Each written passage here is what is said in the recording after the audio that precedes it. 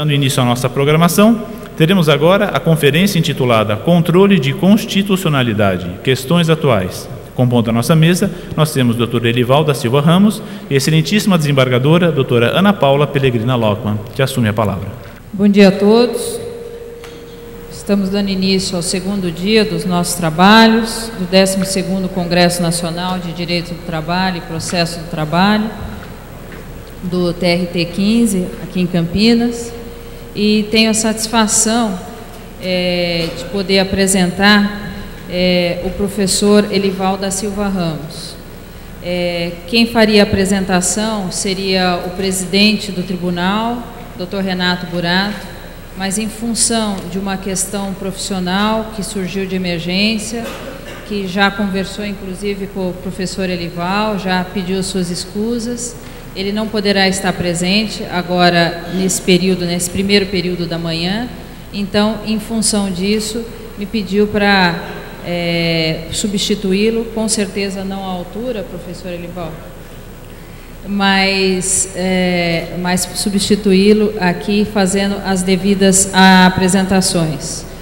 Professor Elival da Silva Ramos é Procurador-Geral do Estado de São Paulo, professor da Universidade de São Paulo, e vai aqui nos brindar com uma palestra sobre controle de constitucionalidade, questões atuais.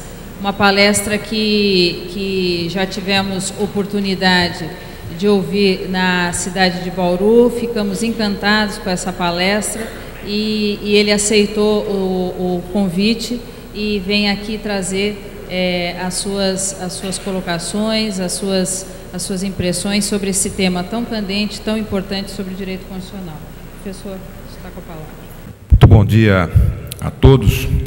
Eu queria, antes de mais nada, agradecer ao Tribunal Regional do Trabalho, a 15ª Região, na pessoa do seu presidente, do desembargador Renato Burato, que de fato, como explicava a desembargadora Ana Paula, apresentou todas as justificativas, o que não era evidentemente necessário pela sua ausência hoje aqui, mas queria agradecer a ele e a todo o tribunal pelo convite gentil que me foi formulado para palestrar aqui nesta manhã de sexta-feira, no segundo dia deste evento de porte nacional, que é o Congresso Nacional de Direito do Trabalho e Direito Processual do Trabalho, que já se inscreveu, evidentemente, há vários anos, está na 12ª edição, entre um dos principais eventos jurídicos nacionais. Quero cumprimentar a todos os desembargadores do TRT da 15ª Região aqui presentes, ministros do Tribunal Superior do Trabalho, magistrados trabalhistas, enfim, na pessoa da desembargadora Ana Paula, que preside esta sessão e que, enfim, me dirigiu essas gentis palavras que ouviram ainda há pouco. Cumprimento a senhores advogados, membros do Ministério Público do Trabalho e membros da Justiça Estadual, procuradores do Estado, eventualmente, advogados presentes, estudantes. Senhoras e senhores, este tema do controle de constitucionalidade vem há muito tempo me preocupando na Faculdade de Direito, é a minha linha principal de pesquisa, tem inclusive um grupo de pesquisa sobre esse assunto. E, de fato, ele está aqui colocado no plural, questões atuais do controle de constitucionalidade, porque são várias questões, mas eu costumo ser muito fiel às determinações aí que me passam, olha, tem aí 45 minutos, 1 hora no máximo, para discorrer sobre esse tema. Então, eu resolvi fazer uma opção metodológica, até para diferenciar um pouquinho da palestra que eu proferi lá em Bauru, e não cansá-los, aqueles que estiveram aqui presentes naquela ocasião. Na realidade, vou procurar desenvolver uma grande questão, a qual se amarram todas as demais questões que envolvem o controle de constitucionalidade.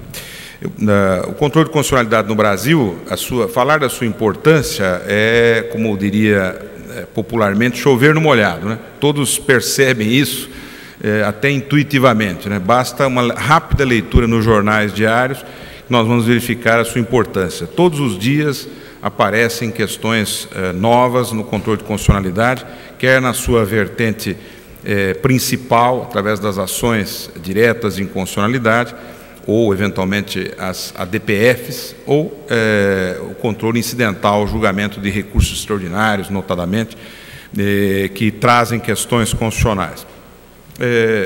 Todos os temas praticamente mais importantes, do direito de família ao direito do trabalho, né? No direito de família, a questão das uniões homoafetivas com uniões estáveis, no direito do trabalho, a questão, discutimos ainda há pouco, da responsabilidade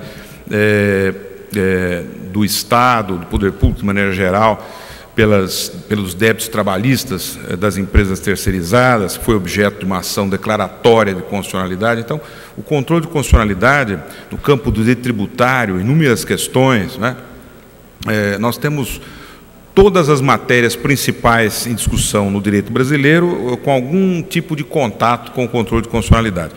Então, não vou perder tempo aqui justificando a importância do seu tema, mas entre as questões específicas do controle de constitucionalidade, enquanto técnica processual, nós temos aqui, no mínimo, 5, 6, 7 questões de grande relevância que ainda estão pendentes. Talvez a principal delas seja a questão da eficácia das decisões, especialmente no controle dito incidental, concreto, que tem efeitos ainda interpartes, e no Supremo se processa uma discussão da generalização desses efeitos, assunto ainda não resolvido.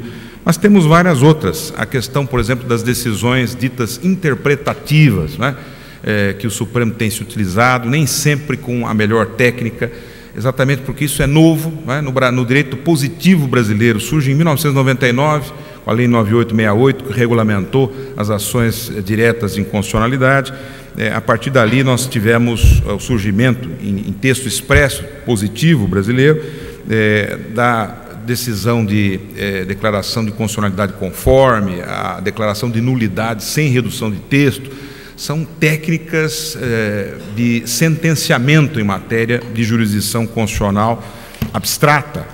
E isso tudo ainda não está muito bem sedimentado no próprio Supremo Tribunal. A jurisprudência é oscilante, ora usa uma técnica quando devia usar a outra, é objeto de vários trabalhos doutrinários que têm sido produzidos. Existe a questão da própria configuração da coisa julgada, a distinção entre ação direta de inconstitucionalidade e ação declaratória de constitucionalidade. Eu tenho procurado mostrar, aliás, isso tem um impacto grande nessa ADC 16, para compreender o resultado do julgamento, porque há uma distinção entre as duas situações, os limites objetivos da coisa julgada são distintos.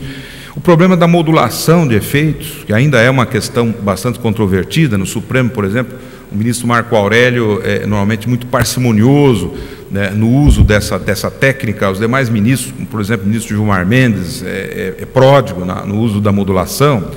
Então, é um outro exemplo de questão ainda em aberto.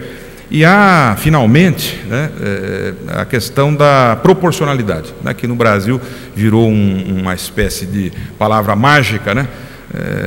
Aquela palavrinha que quando a gente mais ou menos como conceito de ordem pública, né? Algumas palavras mágicas no direito que a gente quando não tem uma melhor explicação hoje usa proporcionalidade, né?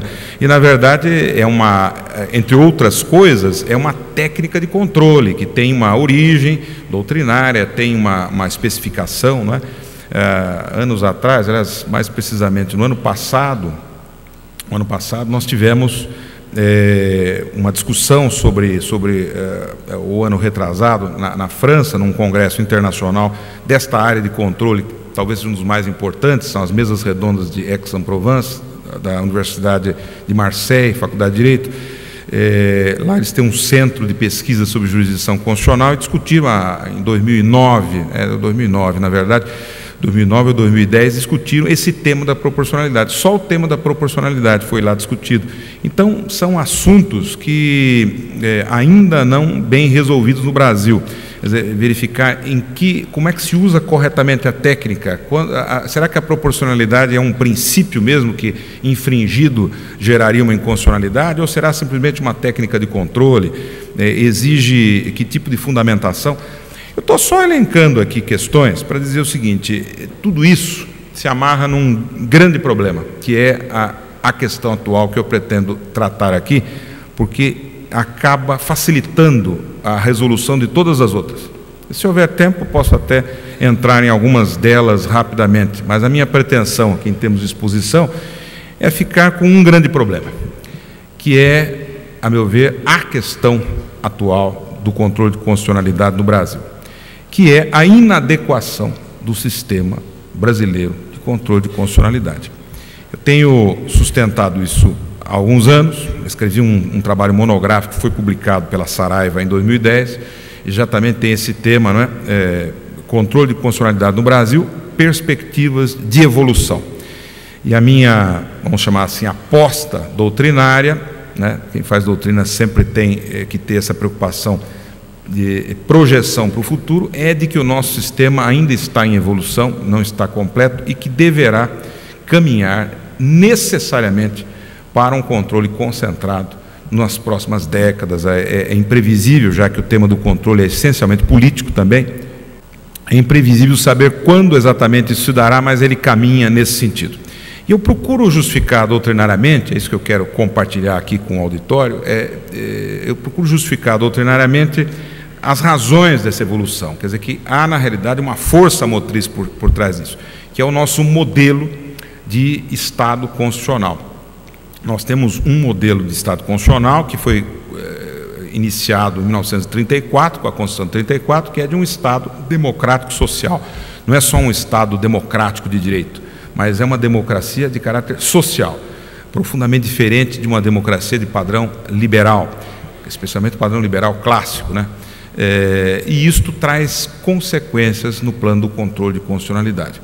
Os europeus já perceberam isso há alguns anos. Eu me lembro de uma palestra que o professor Massimo Luciani, que é um professor de direito constitucional italiano, há alguns anos na Faculdade de Direito, em que ele falava exatamente sobre as diferenças entre o sistema estadunidense de controle e o sistema europeu de controle, a partir do modelo de Estado, do Estado intervencionista, do Estado que ele chamou lá naquela ocasião de neoliberal. Muito bem, é a partir desse eixo de análise que, me parece, se situa a questão da inadequação. No campo especificamente trabalhista, já que eu estou falando aqui num congresso de direito do trabalho e processual do trabalho, eu vou fazer uma justificativa do que eu estou dizendo a partir da perspectiva dos direitos sociais. Quer dizer, uma Constituição de um Estado social-democrático tem algumas características. Uma delas é a de um Estado intervencionista, não é um Estado que se limita simplesmente a assistir o jogo das forças do mercado, a livre contratação. Ele interfere, a própria existência do direito do trabalho é fruto do Estado Social de Direito, ele não existiria se não fosse o Estado Social de Direito. O Estado assume a regulação contratual, em matéria contratual, e aí os contratos de prestação de serviço se tornam posteriormente contratos de trabalho, trabalho subordinado, etc. Então passa a ser regulado por legislação própria. Então a própria existência do direito do trabalho, por consequência do direito processual do trabalho também, é fruto de um Estado intervencionista. Outra característica é a estipulação no plano do sistema de direitos fundamentais dos chamados direitos sociais. Porque, ao contrário das clássicas liberdades públicas, que convivem muito bem com um Estado absenteísta, um Estado policial, um Estado que simplesmente regula a ordem pública, né? Então, para esse tipo de Estado, o importante, e assim que a democracia surgiu no século XVIII, final do século XVIII, a preocupação é com o abuso do poder de polícia. Então, a preocupação é que as pessoas tenham liberdade de expressão, liberdade de religião, liberdade de imprensa, são as liberdades clássicas, né? E o importante para esse tipo de sociedade é que o Estado se contenha nos seus limites, pode interferir, por exemplo, na reunião, mas desde que seja uma reunião com fins belicosos, né? Um grupo que está ali pretendendo tomar o poder pela força, etc., distúrbios, né, na ordem pública, que são evitados. Mas há parâmetros, há instrumentos de proteção, como a habeas corpus, classicamente, o próprio mandado de segurança. Nós vamos ter, então, essa configuração. Já ao contrário, os direitos sociais pressupõem um Estado intervencionista. Porque na medida em que eu digo, olha, todos têm direito à saúde, mas o direito à saúde não nasce pronto, ao contrário da liberdade de expressão do pensamento, ressalvada a necessidade de um certo nível educacional, é correlato, ela pode ser utilizada desde a vigência da Constituição. Não é a entrada em vigor de uma Constituição, portanto, que contém a previsão de direitos sociais, que torna esses direitos sociais concretos, mas é a existência de um Estado com políticas públicas, não é? Universalistas, que atinjam a todos, tal, que vai, de fato, transformar aquilo que é uma promessa constitucional em direitos efetivos. E é algo, e aí a dramaticidade dos nossos dias, que o Poder Judiciário não consegue resolver satisfatoriamente. Isso não é difícil, é quase como aquela expressão popular também, enxugar gelo, né? A Justiça vai atrás, tenta conceder direitos, etc. Em algumas situações, acaba gerando um problema, inclusive, de isonomia, porque os que vão a juízo têm os direitos, às vezes, concretizados, e de maneira diferente, dependendo de qual tribunal, de qual juiz, e os que não vão, que não têm, por exemplo, acesso à justiça, e essa é uma outra questão que depende de uma organização do Estado, tá? Por exemplo, que não tenham, vamos imaginar, uma defensoria pública organizada. Os relatórios do Ministério da Justiça sobre defensorias públicas no Brasil mostram que ainda estamos longe do ideal, né? São Paulo agora está indo aí para um número que é mais ou menos a metade do número de promotores, de juízes no Estado, então dá um longo caminho a percorrer, e isso se traduz numa desigualdade na fruição de direitos sociais. Quer dizer, um sistema de controle, como é o sistema de controle do nosso padrão, que é o padrão estadunidense na realidade, tem um grave inconveniente, é que uma mesma lei pode ser considerada constitucional por um juiz ou por um tribunal e inconstitucional pelo outro. Isto, num Estado liberal, não se traduz por muito problema, mas num Estado intervencionista de perfil democrático social é mortal. É mortal por duas razões. Por aquela que eu estava desenvolvendo há pouco, quer dizer, dos direitos sociais. Vejam, por exemplo, eu vou dar o exemplo do aviso prévio, proporcional, né, que estava na Constituição de 88, desde a sua origem, e que só agora tem lei no Brasil, depois que o Supremo Tribunal Federal resolveu, num mandado de injunção, determinar a aplicação imediata disso. Vamos imaginar que antes do Supremo haver feito isso, no mandado de injunção, alguns juízes, alguns tribunais dissessem: não, mas eu acho que isso aqui é auto-aplicável, tem que aplicar o aviso prévio. Ah, mas não tem norma. Ah, mas temos que usar então aí analogia ou qualquer outra coisa, vamos suprir isso. E o juiz determina que determinado empregado, numa reclamação trabalhista, tenha direito lá a um aviso prévio proporcional, ele tinha 20 anos de serviço naquela empresa, tá, e determina que ele tenha uma proporção que vai lhe dar aviso prévio superior aos 30 dias que tradicionalmente eram concedidos. Mas um outro juiz, de um perfil um pouco diferente, entende que não pode, que isso é ativismo judicial, que ele não pode substituir o legislador, que depende de... Pelo menos o Supremo tem que, no mandado de injunção, suprir a lacuna. Então nós temos o mesmo direito social, que é observado numa vara ou num tribunal, e que não é observado no outro. Isso em termos... o Estado social é o Estado que tenta construir a igualdade. A sua justificativa axiológica é exatamente a construção de uma democracia não só de pessoas livres, mas de pessoas iguais naquilo que diz respeito às condições materiais mínimas, né? E daí, enfim, uma série de mecanismos protetivos que a Constituição estabelece, desde o plano da assistência social, a um sistema único de saúde, ao acesso universal ao ensino fundamental, e assim por diante. Então, há uma certa igualdade de base, vamos chamar assim, né? Embora não haja o igualitarismo. Muito bem, nesse Estado é mortal nós temos pessoas, veja, eu estou falando de direitos fundamentais, eu não quis nem pegar o exemplo de uma lei ordinária trabalhista que pode ser interpretada assim ou assado, porque aí não poderia não ter maior problema, mas no campo dos direitos fundamentais, isso é mortal, porque direito fundamental, a palavra já está dizendo, aquilo é básico, é essencial. Então como é que pode uma pessoa ter o direito reconhecido, a outra não tem? Decorre do sistema de controle adotado no Brasil. De outra parte, eu vou agora situar a argumentação do ponto de vista do Estado planejador. O Estado, para assegurar políticas públicas que se transformem em direitos sociais efetivamente observados, tem que ter uma arrecadação tributária, tem que cobrar tributo, porque isso tem um custo. Há um custo dos direitos sociais. É um tema que toda a Europa, hoje mais do que nunca, né? Esse simpósio que eu mencionei aí de Aix-en-Provence, este ano está discutindo sobre cláusulas constitucionais de equilíbrio orçamentário. Porque toda a preocupação da Europa nesse momento é com o custo dos direitos sociais. Nós no Brasil ainda estamos no momento anterior. Achamos que, eu acho que tem direito, tal, construo, mas isso tudo tem um custo social, que vai ser partilhado por todos, vai ser coberto pelo poder público na forma de tributação. Aí eu vou elevar a tributação, isso também tem consequências na atividade econômica, pode se transformar em recessão, e a recessão em desemprego, e o desemprego na negação de todos os direitos sociais, porque aí eu não tenho emprego.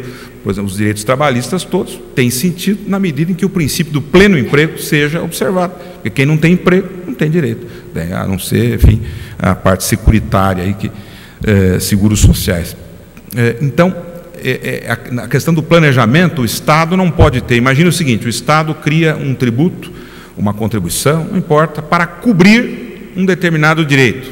No Brasil nós já tivemos o exemplo lá da antiga, né, para muitos famigerada, CPMF, né, que era destinada, teoricamente, a cobrir gastos com a saúde, né, que tem um custo grande e crescente. O governador Alckmin sempre costuma dizer assim: olha, pode escrever aqui, o nosso orçamento na área de educação vai abaixar e o da saúde vai subir. Isso acompanha a questão da pirâmide demográfica. A população envelhece, não é? Então a busca por novas escolas, etc., todas as consequências é menor, e essa população envelhece, vive mais, busca a medicina preventiva, os exames, etc. Então o sistema público tem um custo com a saúde crescente e um custo com a educação decrescente. Então o Estado planeja para atender aquela política pública. Aí vem, imagine um juiz, um tribunal, diz: olha, isso aqui é inconstitucional, vocês não podem aplicar. Todo aquele orçamento que havia sido feito num pressuposto cai por terra. Não, mas é inconstitucional, não é? Olha, alguns juízes reconhecem a constitucionalidade do tributo, outros dizem que não. Como é que eu consigo planejar? Porque pode ser num sentido ou no outro, não importa, mas tem que ser uma mesma decisão. Ou seja, o poder público tem que ter, para poder planejar, saber, se o judiciário entende que é inconstitucional, ele já não conta com aquela receita, vai fazer o seu orçamento sem aquilo. Se o judiciário entende que é constitucional, ele tem a certeza absoluta que aquilo é constitucional, ele pode contar com aquela receita. O que não pode é assim: olha, é mais ou menos, porque alguns dizem que sim, mas outros dizem que não. E você fica com um sistema como é o nosso sistema. Então, eu dei apenas um quadro para mostrar que como é inadequado a um modelo de Estado democrático social o sistema brasileiro de controle, que não por falta de coincidências, não é por uma mera coincidência que esse sistema tem como matriz institucional a Constituição dos Estados Unidos de 1787, por isso que é chamado de sistema estadunidense, né, de controle de constitucionalidade, porque nasce nos Estados Unidos, onde nasceu o Judicial Review, que é o controle de constitucionalidade. Esse sistema tem, eu vou situar aqui apenas rapidamente, 5 características fundamentais. Primeiro, é o sistema estadunidense é um sistema de controle difuso, do ponto de vista da organização. O que quer dizer isso? Quer dizer que todo e qualquer juiz ou tribunal pode declarar a inconstitucionalidade de uma lei dentro do sistema. Claro que observada a sua competência processual. Quando a gente diz isso, fala assim: não, mas o juiz do trabalho só declara a inconstitucionalidade eventualmente de uma lei que ele aplica, trabalhista. Isso é questão de competência processual, não modifica o que eu disse antes. Quer dizer, o sistema é difuso, olhado no seu conjunto. Todo e qualquer juiz do aparato judiciário, respeitado a sua competência processual, penal, trabalhista, civil, falimentar, etc., vai poder declarar inconstitucionalidade. Ao contrário, eu vou fazer então o contraponto, que acho que didaticamente é melhor, o sistema europeu, que nasce já no século XX, a partir da inspiração de Hans Kelsen, né, com a Constituição austríaca de 1920, e paralelamente, aliás, alguns meses antes, a Constituição da República Tcheca, também de 1920, nessas duas constituições se modela o sistema europeu. Ficou mais conhecido como sistema austríaco, porque a Constituição austríaca teve uma repercussão maior, dado o trabalho doutrinário de Kelsen. Mas, neste modelo, o controle é concentrado, não é difuso, porque só um determinado tribunal, que é chamado normalmente de tribunal constitucional, só uma corte constitucional ou um tribunal constitucional, tem competência para declarar a inconstitucionalidade ou a constitucionalidade, eventualmente, de uma disposição legal. não é todo e qualquer juiz do tribunal. Exatamente por um juiz comum, um tribunal comum, não ter essa competência, se cria um sistema de reenvio da matéria. A matéria, quando é suscitada uma questão constitucional na jurisdição dita de base, aquilo é submetido à corte, a corte decide aquilo de uma vez só, de maneira uniforme. Vejam a preocupação com a uniformidade, e isto tem efeitos erga omnes, decide uma única vez, então há toda uma economia processual, uma rapidez maior nesse sentido, e volta para a jurisdição de base julgar o caso. A Corte Constitucional, ao contrário do que faz o Supremo, não julga o caso. O Supremo não é, nesse sentido que eu estou dando, uma corte, pelo menos não é uma corte de padrão europeu. Claro, eu posso chamar o Supremo Tribunal Federal de Corte Constitucional, depende do conceito que se tem de Corte Constitucional. Se nós entendermos que Corte Constitucional é um tribunal que julga predominantemente matérias constitucionais, então o Supremo Tribunal Federal é uma Corte Constitucional. Mas não é um órgão que concentra a competência de controle. Então, nesse sentido, não é uma Corte Constitucional. Isso faz uma profunda diferença. Eu arrisco dizer que todo o problema de sobrecarga do Supremo Tribunal Federal está associado ao fato de que ele não é uma Corte Constitucional no padrão europeu. É um tribunal, é uma instância recursal. Então, o Supremo usa o extraordinário para filtrar questões constitucionais, mas depois julga o caso. E isso faz uma profunda diferença. Eu tenho que ter 11 ministros que são a moda dworkiniana, né, de Dworkin, filósofo do direito americano, que cria a figura do juiz mágico, né, vamos chamar assim, é o Hércules de Dworkin.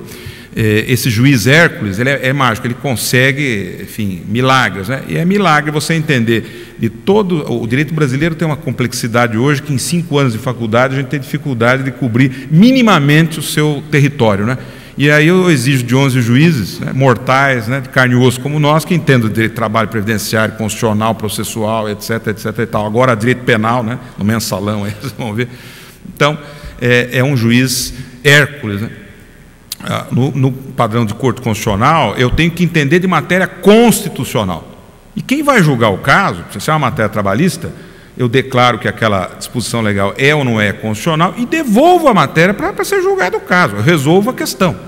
Então, lá, para voltar ao exemplo da terceirização, eu discuto, o artigo 71, parágrafo 1º da Lei 8666, é ou não é constitucional? Digo, é constitucional. Agora, não vou julgar o caso. Aí eu devolvo e a Justiça do Trabalho prossegue no julgamento. É esse o sistema. O sistema nosso não é assim, quer dizer, não há essa competência privativa. Eu posso julgar incidentalmente a inconstitucionalidade. É claro que nos tribunais há um incidente de inconstitucionalidade que coloca a matéria sobre competência do plenário, a regra do chamado full bench, né? O tribunal, no seu órgão especial ou no seu plenário, é que julga essas questões, é que pode declarar a inconstitucionalidade. Mas isso não apaga a característica do sistema. Então, a primeira grande diferença é que o sistema é difuso ou concentrado. Nesse ponto importa insistir muito, porque a nossa doutrina constitucional, lamentavelmente, faz uma confusão tremenda aqui. E todos já ouviram falar, que estudaram o assunto, e esse assunto é estudado por todos, que o nosso sistema é misto. E não é misto. Nosso sistema é difuso. Só difuso. Até porque não existe sistema misto quanto a essa característica. Porque, vejam, é a lógica da classificação. Ou todos têm competência, ou só um tem. Como é que eu posso construir um sistema misto, se o critério é esse? Isso é um equívoco profundo, né, que o próprio Supremo Tribunal comete. Então, eu canso de corrigir, né, trabalhos de alunos, de dissertações, tese, doutorado, às vezes, de livre docência, que se escreve lá. Não, porque o sistema brasileiro... Então, no controle difuso, no controle concentrado, isso não existe. O nosso sistema é só difuso no aspecto de organização. Significa que todo e qualquer juiz do tribunal pode declarar inconstitucionalidade. Aí os que dizem que ele é misto, dizem assim, não, porque o controle concentrado do Brasil é, por exemplo, para julgar a ação direta, é concentrado, que só o Supremo julga. Veja como é uma confusão. Eu diria assim, então ele é concentrado em matéria de habeas corpus também, por exemplo, porque só o Supremo Tribunal, por exemplo, julga habeas corpus quando a autoridade coatora é o Presidente da República. Vamos imaginar que determinados dissídios coletivos, se a categoria, me corrija se eu estiver falando bobagem aqui, não é a minha área, mas enfim, determinados dissídios coletivos só podem ser julgados pelo TST, dependendo da categoria profissional envolvida, o nível do movimento. Isso não quer dizer nada, quer dizer, é competência processual, há ações que só são julgadas por um tribunal. O problema é outro, aqui é competência para declarar controle. fazer controle, para declarar inconstitucional. Então, essa competência ela é difusa no sistema. E, portanto, o nosso sistema não é misto, o nosso sistema é difuso e ponto. Agora, ele é misto, sim, mas numa outra coisa, na modalidade, na maneira de fazer controle. E aí eu tenho o sistema americano, é um sistema basicamente concreto e incidental, ou seja, eu faço controle a partir de casos concretos, decidindo questões concretas. Então, a questão de constitucionalidade não é a questão principal no processo, é uma questão dita incidental, ou seja, eu estou ali julgando uma causa, por exemplo, em que um empregado pede lá um determinado benefício, que está assegurado por lei. Vamos imaginar que seja participação nos lucros, tem uma lei que regula isso e tal. E aí essa lei contém uma inconstitucionalidade formal, por hipótese. Então, alguém pode dizer assim, não, eu não vou julgar a ação procedente porque está fundada numa lei que é inconstitucional do ponto de vista formal, foi aprovada sem o procedimento formal de elaboração devido. Então, o objeto da ação é o direito que o empregado está postulando, não é a declaração de inconstitucionalidade, ela entra incidentalmente como uma questão prévia para entrar no mérito e julgar a ação. Esse é o sistema basicamente americano. O sistema europeu, ao contrário, é um sistema, na sua concepção original, pelo menos, lá de 1920, era um sistema, nesse aspecto, principal, em que a questão de constitucionalidade é o objeto principal do processo, não é uma questão incidental. Então, entrava-se ali, suscitava-se a inconstitucionalidade de uma lei, e essa é a grande questão. O controle principal é a questão principal do processo. O sistema brasileiro, nesse aspecto, é misto. E, nesse aspecto, ele é misto, porque ele tem tanto o controle incidental quanto o controle principal. Mas com uma diferença importante: o controle dito incidental, as decisões têm eficácia inter partes, e o controle principal, as decisões têm eficácia erga omnes. E aí nós vamos ter uma outra diferença. O sistema estadunidense é basicamente de decisões com efeitos inter partes, só para as partes do processo, né? Enquanto que o sistema europeu, as decisões têm eficácia geral, todas elas, eficácia erga omnes. O sistema europeu, na metade do século passado, a partir das constituições da Itália e da Alemanha, evoluiu nesse quesito aqui também para um sistema misto. Hoje ele não é mais um sistema principal. Algumas constituições, como a italiana, sequer prevêem hoje o controle principal.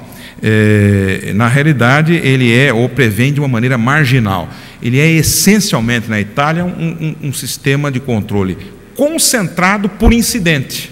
Ou seja, aquelas questões que surgem nos processos concretos são filtradas pelo sistema de reenvio do chamado incidente de inconstitucionalidade lá, que é diferente do nosso aqui, manda o processo para a Corte Constitucional e ela decide. Então, é um controle que vai, a partir de casos concretos, declarar a constitucionalidade ou inconstitucionalidade de uma disposição, mas é concentrado na Corte. Então, é um sistema misto também, como é o sistema brasileiro, o sistema europeu hoje. O sistema americano, sim, o estadunidense é que prossegue sendo um sistema de controle incidental. Só que eles não têm os problemas que nós temos com a eficácia inter partes. Eles têm alguma coisa que é da gênese do sistema jurídico anglo-saxônico, que é o precedente, da chamada vinculação ao precedente, que não tem nada a ver aqui, mais uma vez, com súmula vinculante.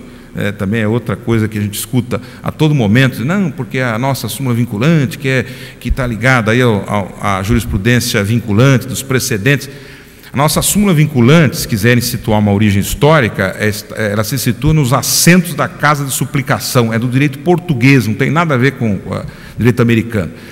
Só que, um detalhe, quando Portugal abandona os assentos normativos, nós vamos lá e recolhemos e introduzimos aqui. E nos Estados Unidos, a vinculação ao precedente significa basicamente vinculação à ratio decidendi, à fundamentação, não é ao dispositivo do julgado. Então é algo diferente. Então nos Estados Unidos é isso, como é um direito construído a partir de casos, pouca legislação, pouca lei e muita jurisprudência. A jurisprudência faz lei a partir da sua razão de decidir, dos seus fundamentos determinantes. É assim que funciona. Então, lá, se um juiz, uma corte superior, vamos imaginar a Suprema Corte, declara inconstitucional uma lei, declara, naquele caso, julgando uma questão que só vai valer para aquelas partes. Só que, como tem o precedente, a razão de decidir que aponta para aquela inconstitucionalidade, porque ao julgar o caso, a questão de constitucionalidade entra exatamente na fundamentação, não entra no dispositivo. Então, a fundamentação se aplica para todos os outros tribunais. Se é a Suprema Corte, aquilo vale para todo o sistema jurídico americano. Então, eles obtêm, na verdade, a eficácia erga omnes por um outro caminho, que é incompatível com o nosso modelo, porque o nosso modelo é de civil law. Não temos uma modelagem de sistema jurídico que possa comportar isso. Então, nós temos essa diferenciação entre o sistema estadunidense, mas com mitigação hoje. Basicamente, o sistema europeu ele é misto, o sistema brasileiro, que é estadunidense, adotou também nesse aspecto de modal uma característica mista, não é? De comportar as duas técnicas. Bom, em relação à eficácia, portanto, subjetiva do julgado, o sistema estadunidense é inter partes, o sistema europeu erga omnes, com aquelas especificações que eu já fiz. Há um quarto ponto, que é a questão da sanção de invalidade. Esse é muito importante para tratar, por exemplo, de temas como a modulação. O sistema estadunidense, ela adota a sanção de nulidade. Isto vinha desde a primeira decisão, o famoso caso Marbury versus Madison, que deu origem ao Judicial Review lá em 1803, quer dizer, no começo do controle no mundo, né, que surgiu nos Estados Unidos. Nós temos bem claramente afirmada pelo juiz do caso, que era o juiz Marshall, afirmando que a lei inconstitucional é nula e sem nenhum efeito. Rui Barbosa, que era um estudioso do direito constitucional americano, foi ali, trouxe isso para o Brasil, levou para o Supremo Tribunal Federal já no final do século XIX, porque antes a Constituição de 24 não previa controle jurisdicional de constitucionalidade. Então, no Brasil só surgiu o controle com a Constituição republicana em 1891. Ele levou exatamente essa doutrina, que nunca foi contestada no Brasil, nem mesmo hoje. Todos reconhecem que a lei inconstitucional é nula. Ora, no sistema europeu, a lei inconstitucional não é nula, ela é anulável, o que faz uma profunda diferença. Ou seja, somente a partir da decisão da Corte Constitucional aquela lei é invalidada. Antes ela tem uma validade condicional, ela não é nula, ela tem efeitos. Portanto, vejam a diferença. Quando eu trabalho com o sistema de nulidade, a princípio, não faz sentido modulação, a princípio, porque eu tenho uma lei que é nula, se ela é nula, ela tem uma invalidade congênita. No sistema europeu, ao contrário, a anulação, como acontece com qualquer ato privado, eu posso anular retroativamente, eu posso anular dali para frente, eu posso anular com alguma diferenciação no passado, eu posso anular para o futuro, eu posso anular, aliás, declarar inconstitucionalidade sem anular, até isso é possível. Então, é um sistema que a modulação é natural, ela não precisa nem estar prevista em lei no sistema europeu.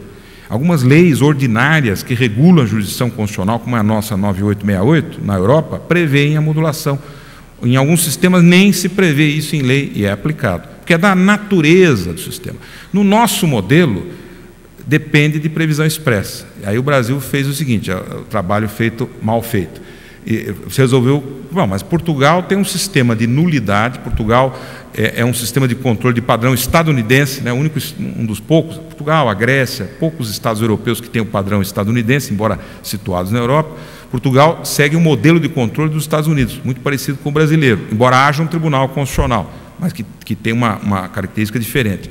Ele julga basicamente através do controle incidental. Muito bem, esse modelo português tem sanção de nulidade e tem modulação. Bom, mas por que tem modulação? É porque vocês sabem que essa doutrina que o nulo não tem efeitos é sempre assim, a princípio, porque depende da lei, tem efeitos. Veja em matéria de casamento. O casamento nulo, depois de algum tempo, né, a decadência para entrar com a ação, para declarar nulidade, o que acontece com ele? Se convalida. Então, essa história de o nulo não se convalida é sempre assim, em termos. J sim, em termos. Quer dizer, se a lei disser que convalida, convalida. No caso, o sistema de nulidade é o que a Constituição prevê, a princípio. Se a Constituição disser o contrário, pode ser o contrário. A Constituição portuguesa tem uma disposição expressa no seu artigo 282, parágrafo 4º, que diz que a lei inconstitucional pode ter a sua declaração de invalidade modulada, vamos dizer assim. Então eu posso dizer, olha, eu vou convalidar, né, convalidar alguns efeitos parciais dessa lei. Significa, ela vai ser anulada, ela declarada nula, não anulada, declarada nula sim, mas daqui para diante. E eu convalido o período passado. Então eu faço a convalidação parcial do que seria nulo a princípio. Pode isso? Pode. Por que pode? Porque está previsto na Constituição. Aí o Brasil resolve copiar isso. Copia da seguinte maneira: faz uma lei ordinária e coloca isso.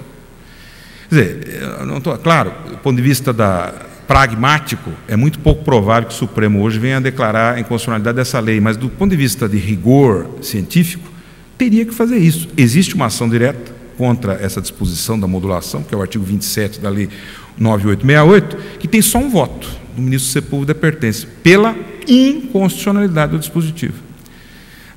Parte da doutrina e mesmo o ministro Gilmar Mendes, uma tentativa de salvar uma invenção que é dele, né, como ele inventou, tem que, claro, procurar salvar. Ele diz o seguinte: não, mas na Europa, às vezes até sem lei, isto é também praticado. É o mau uso do direito comparado, né? Quer dizer, sim, mas o sistema europeu é um, o sistema brasileiro é outro. O sistema europeu é de anulabilidade, então não precisa de lei. O sistema brasileiro é de nulidade. Se não estiver na Constituição, não vale. Agora, se quer rasgar a Constituição para fazer controle de constitucionalidade, é outro problema. Mas, na verdade, a nossa modulação, eu digo, repito, já escrevi, aliás, nesse livro tem o prefácio do ministro Gilmar Mendes, para ver que nós temos um debate crítico. Ele escreve o prefácio dizendo assim que ele considera o trabalho importante, aliás, para minha honra, né? Ele fez o prefácio, é uma das pessoas talvez a mais influente no Brasil hoje, no plano doutrinário, no campo do controle de constitucionalidade. Mas ele diz lá que mantém as suas reservas em relação ao mérito, né? Ele não concorda com tudo, evidentemente. Eu faço uma crítica forte, ele sabe disso, e eu sei dos motivos pelos quais ele no fundo, posso contar aqui em segredo, ele concorda comigo, mas o problema é que ele não pode dizer isso porque ele acha importante haver a modulação, e ele acha que o legislador fazer uma emenda constitucional é complicado aprovar isso. Então, por razões pragmáticas, ele segue um outro caminho. Eu brinco com ele e falo assim: olha, ministro, o senhor segue aqui a guerrilha jurídica, né? O senhor aplica uma coisa, é o último possidete na área do controle de constitucionalidade. A gente invade uma área, né? Depois de 100 anos, tal. Então é isso. Você pratica uma inconstitucionalidade de 200 anos, ela vira constitucional, né? Mais ou menos isso. Então essa modulação é inconstitucional, mas de tanto o Supremo usar, é por isso que ele gosta de usar. Quanto mais o uso, mais difícil é que o Supremo dê o passo atrás, né?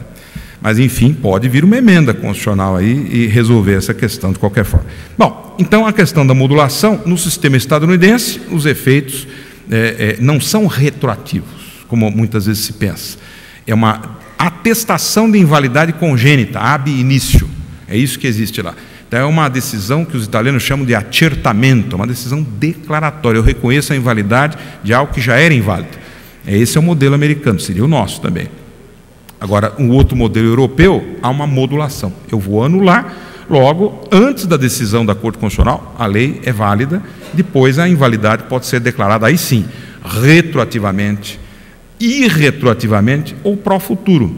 Aí é uma questão do juiz constitucional. Bom, dito tudo isso, o sistema brasileiro, ele nasce estadunidense e continua estadunidense, por uma razão. Ele permanece difuso. E permanece com uma sanção de nulidade desde o seu nascimento. Já mostrei aqui que não há grande discussão sobre isso. A questão da difusão é um pouco mal compreendida, mas... Então, o nosso sistema nasce em 1891 dessa forma. Mas ele vem caminhando no sistema europeu. E ele começa essa caminhada em 1934. E vejo que aí eu ligo com outro ponto. Exatamente porque 34 foi a Constituição que marcou o surgimento no Brasil do Estado Democrático Social. Então não é uma coincidência. Quando se criou uma Constituição, pela primeira vez, prevendo direitos sociais, direitos trabalhistas, um Estado intervencionista, um Estado fortemente regulador, quando se fez isso, ao mesmo tempo o sistema de controle sentiu a necessidade de se encaminhar para algo diferente, mais parecido com o modelo europeu. Aí a Constituição de 34 criou 3 coisinhas novas em matéria de controle. Primeira, criou a ação direta dita interventiva, que foi o precedente da atual ação direta de inconstitucionalidade. Então, para fins de intervenção, se criou um mecanismo, não vou ter tempo aqui de explicar em detalhes, mas se criou, acho que é bem conhecido, um mecanismo que é um sucedâneo.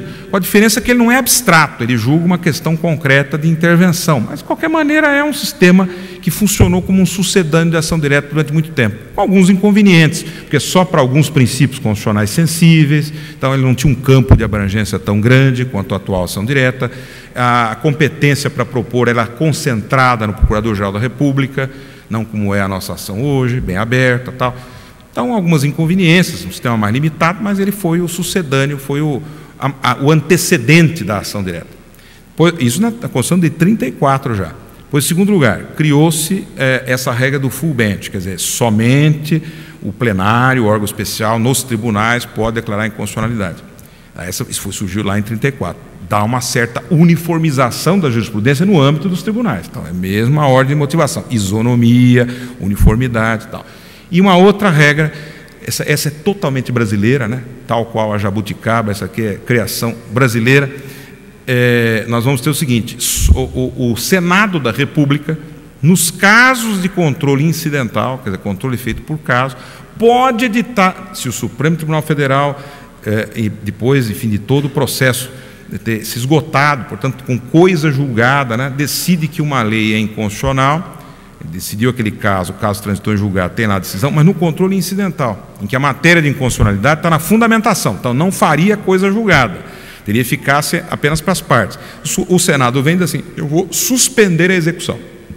Aí é um controle político, não é jurisdicional, ele suspende ou não, ele tem discricionalidade para fazer isso. Vai lá e suspende. Isto é uma maneira de dar efeitos gerais para uma declaração que tem eficácia para as partes, que é a grande questão, uma das grandes questões atuais do sistema brasileiro, ainda não resolvida.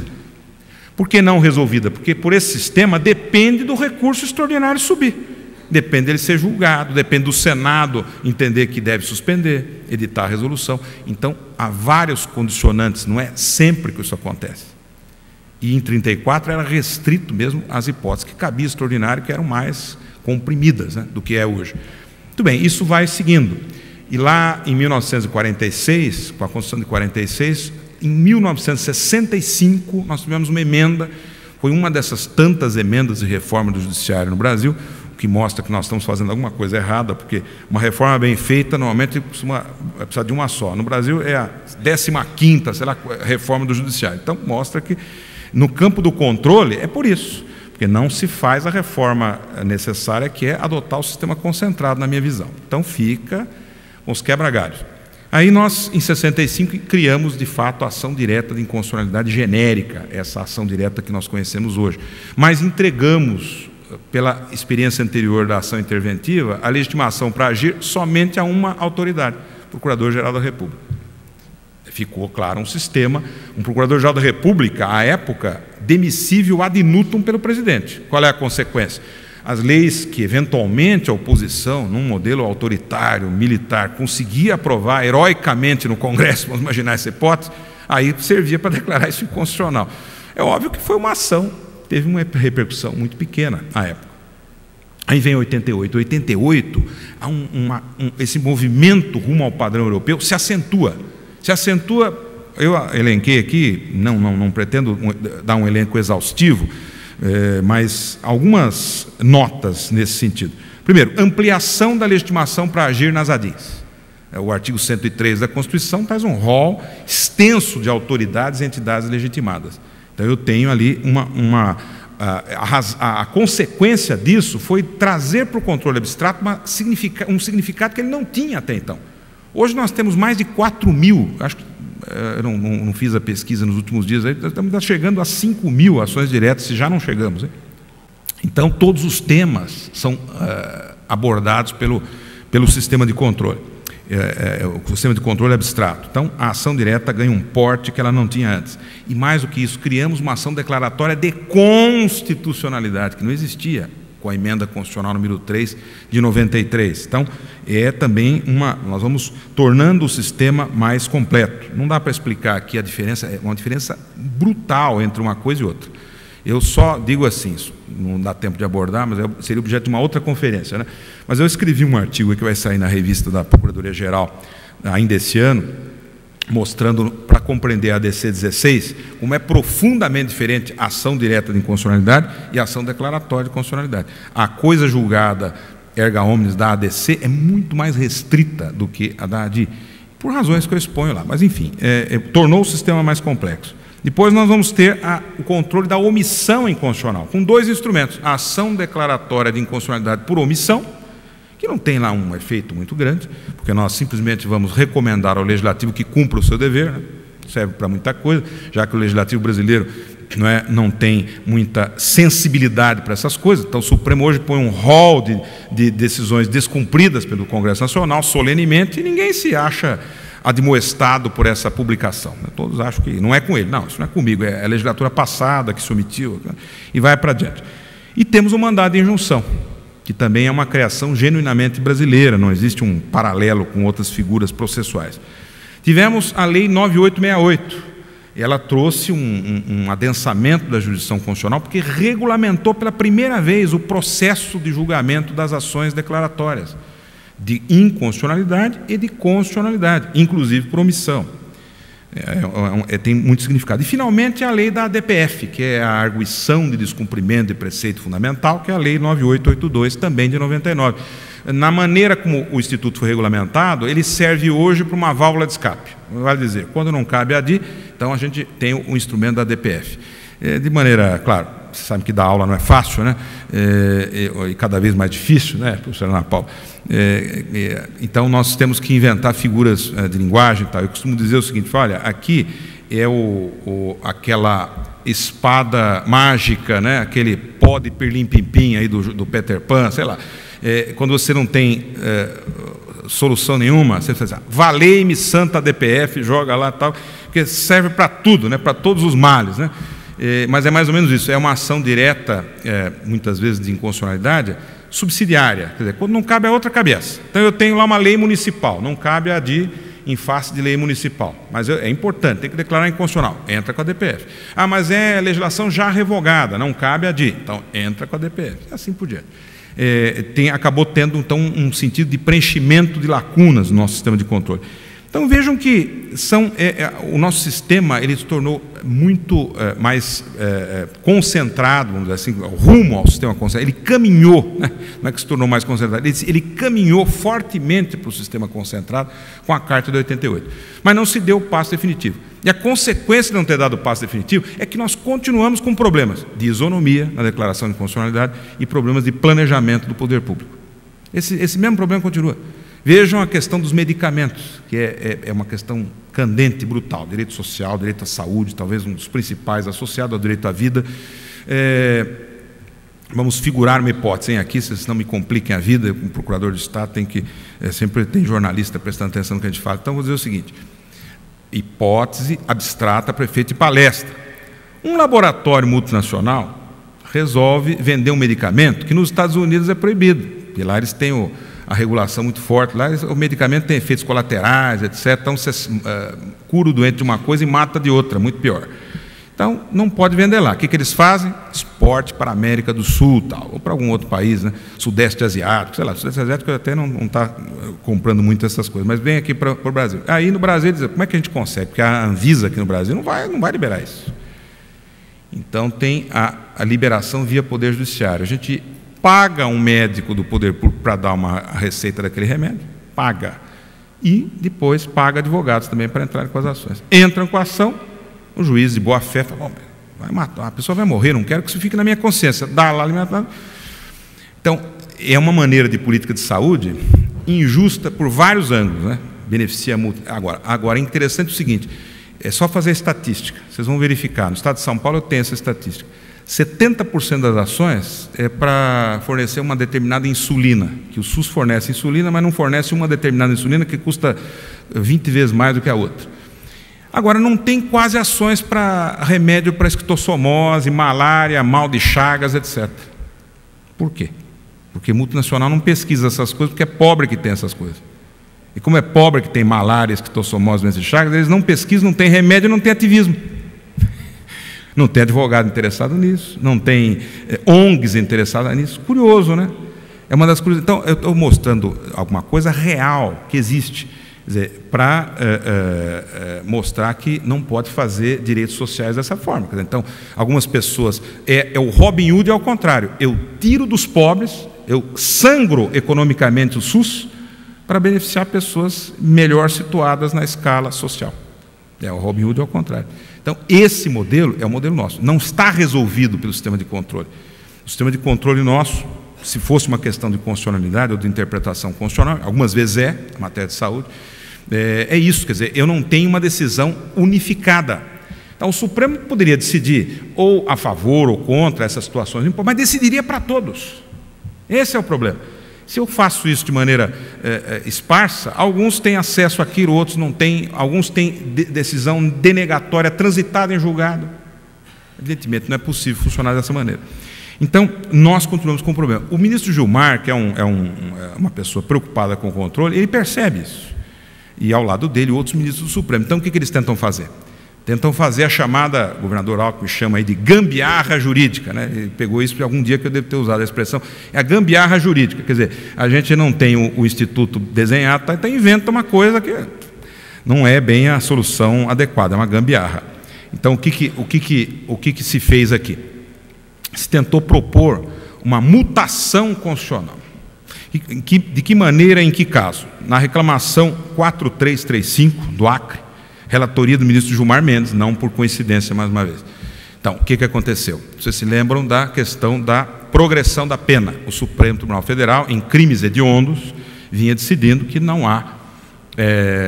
aliás, os juízes vinham decidindo, os juízes estaduais, majoritariamente, que não havia progressão na pena, como era dito pela lei federal. O Supremo Tribunal Federal entendia o contrário, que existe o princípio da individualização, que é um princípio constitucional. Então, a lei, nesse sentido, ela é inconstitucional. E declarou isso incidentalmente, em habeas corpus. Em alguns habeas corpus, o Supremo vem para o caso, para aquela pessoa, não, aqui o impetrante tem direito à progressão à pena. O paciente tem direito à progressão à pena.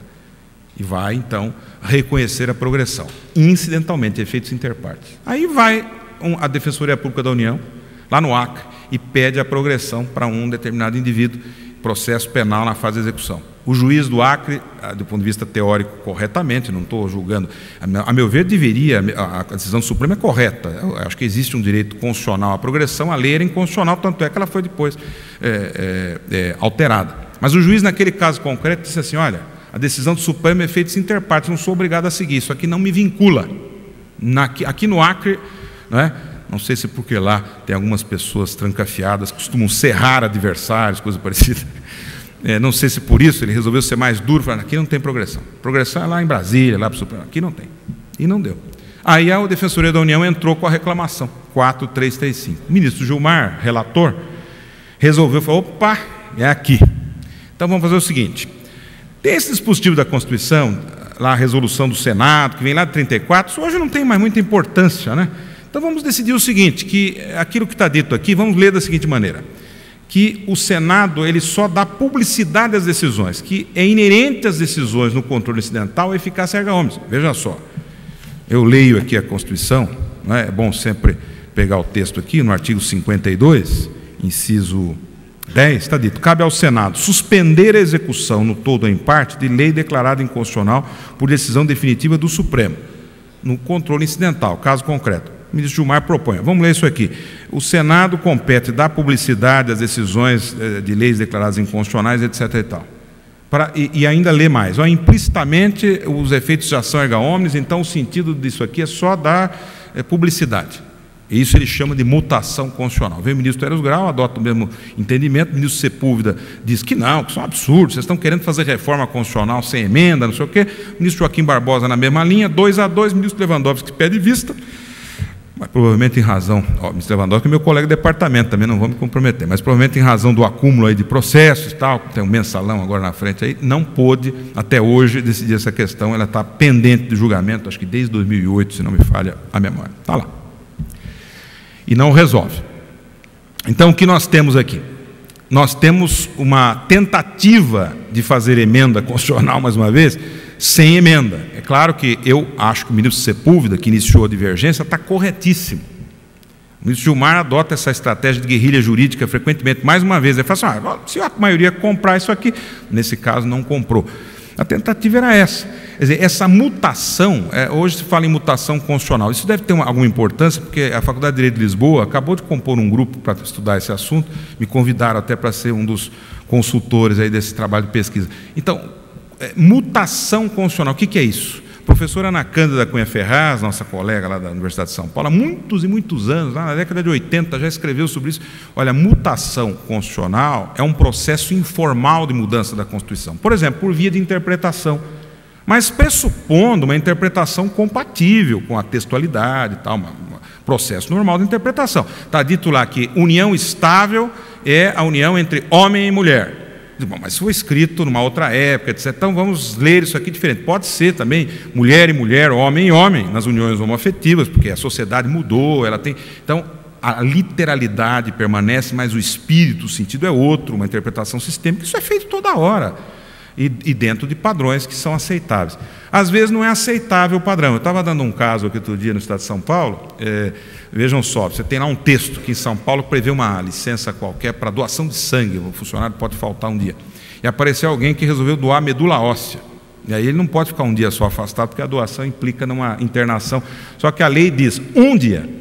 Eu poderia ler o dispositivo dizendo assim, olha, onde se lê a doação de sangue, entenda-se outras formas de doação, já que a lei é muito antiga, nem existia a técnica quando ela foi feita.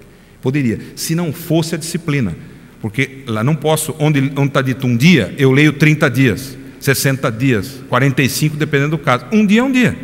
E um dia é inadequado para a doação de medula óssea. Então, esse é o chamado limite da textualidade. Às vezes a norma não comporta uma solução adequada, eu preciso de uma outra lei.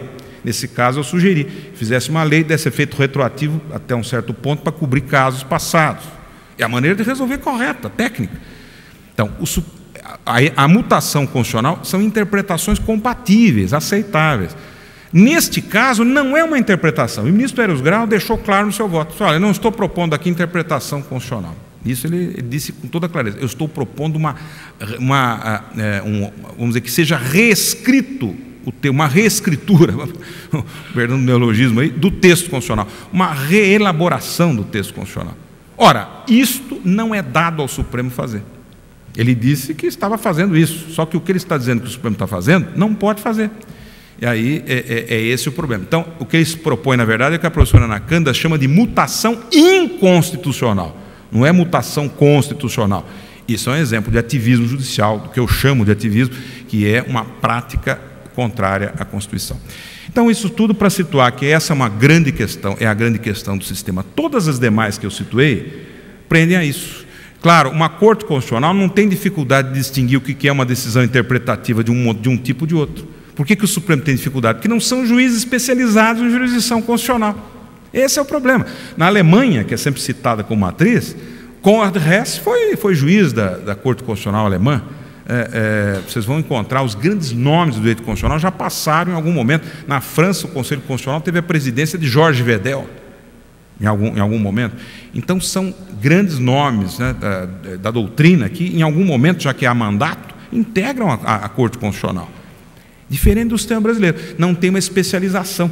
E essa falta de especialização, vejam, então o problema que eu situei aqui das decisões interpretativas, o problema do efeito interpartes está ligado a essa discussão que eu acabei de mencionar, a questão da coisa julgada em ADIA-DC, mais uma vez uma precisão técnica que o Supremo muitas vezes não consegue fazer, a questão da modulação, é isso, quer dizer, não consegue entender que há uma vinculação com o tipo de sanção. O problema da proporcionalidade, o ministro Eros Grau até também disse uma ocasião, falou, agora isso aqui virou, a gente quando quer entrar no mérito do ato legislativo usa essa palavra proporcionalidade. Por quê? Porque não há o apuro no uso da técnica.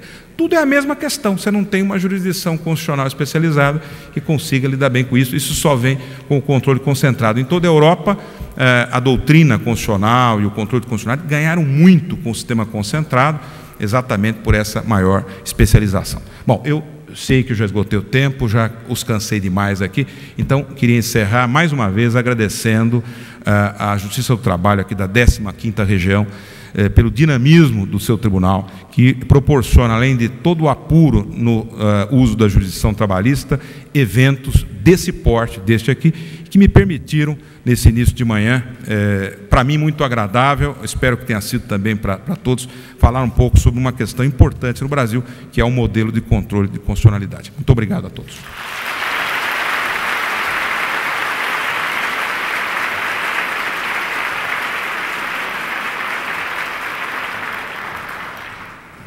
Professor Elival, muito obrigado por essa verdadeira aula sobre controle de constitucionalidade que o senhor ofereceu para todos nós. No início da palestra, eu confesso ao senhor que eu estava sem o seu currículo aqui, por uma falha minha, e os senhores, e eu rapidamente, só para os senhores verem